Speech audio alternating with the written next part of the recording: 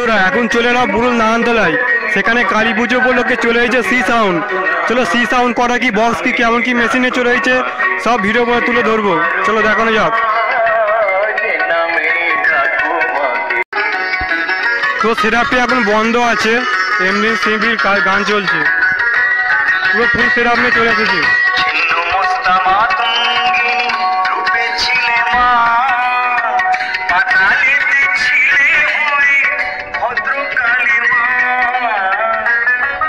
সামনে machine setup,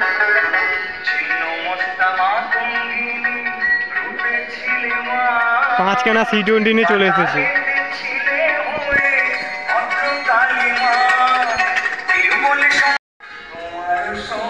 এখানে কিন্তু মা বিরাজমান হবে রাতে।